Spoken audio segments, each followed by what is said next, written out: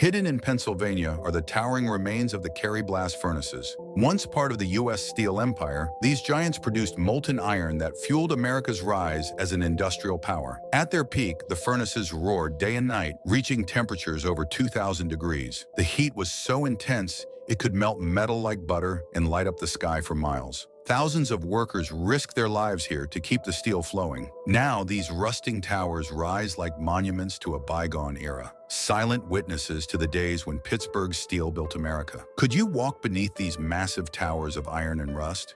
Like and subscribe for more forgotten coordinates like this one.